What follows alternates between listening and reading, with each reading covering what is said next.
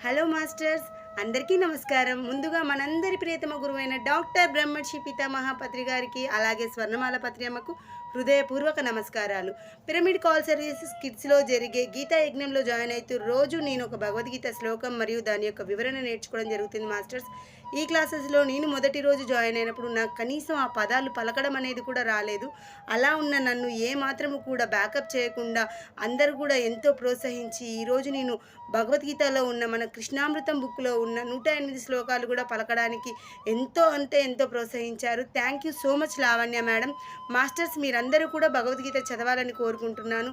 భగవద్గీత అంటే ఏదో సన్యాసం తీసుకున్న వాళ్ళు చదవడం కాదు, సన్యాసం తీసుకునే వాళ్ళే భగవద్గీత చదువుతారనే ఒక అపోహ నుంచి అందరం కూడా బయటికి రావాలి మాస్టర్స్. భగవద్గీతలో మొదటి అధ్యాయంలోనే శ్రీకృష్ణుడు అర్జునుడికి బోధించడం జరిగింది. యుద్ధ భూమిలో ఇంకా నేను గెలవలేను కృష్ణ, నేను సన్యాసం తీసుకుంటాను అని అర్జునుడు అన్నప్పుడు శ్రీకృష్ణుడు అర్జునుడికి గీత బోధించడం ద్వారానే తను యుద్ధ భూమిలో గెలవడం జరిగింది మాస్టర్స్. యుద్ధ భూమిలో గెలవడం అంటే ఏదో మనం కత్తులు కటార్లు తీసుకొని యుద్ధానికి వెళ్ళడం కాదు. ఈ లైఫ్ స్టైల్లో మనం జీవిస్తున్న ప్రతి ఒక్క రోజు కూడా యుద్ధ భూమిలో జీవిస్తున్నట్టే మాస్టర్స్. ప్లీజ్ అందరూ కూడా భగవద్గీత చదివి మన లైఫ్లో ఉన్న మన గీతను మార్చుకోవాలంటే మన లైఫ్లో కంపల్సరీ భగవద్గీత ఉండాలి మాస్టర్స్. గీత చదవడం అంటే ఏదో బుక్లో ఉన్నది చదవడం కాదు, దాని యొక్క శబ్దం యొక్క అర్థం యొక్క అనువాదంతో పాటు దాని తాత్పర్యం తెలుసుకుంటూ చదవాలి మాస్టర్స్. అలా చదవడం ద్వారానే మనకు గీత అనేది పూర్తిగా అర్థమవుతుంది.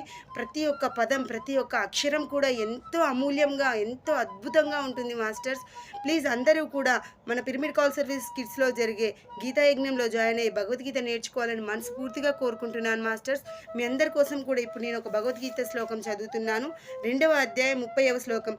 దేహి నిత్యమవోద్యోయం దేహే సర్వస భారత తస్మాత్ సర్వాణి భూతాని నత్వం శోచితుమర్హసి.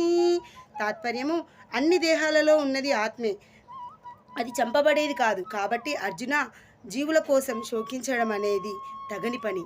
Thank you so much masters. Thank you.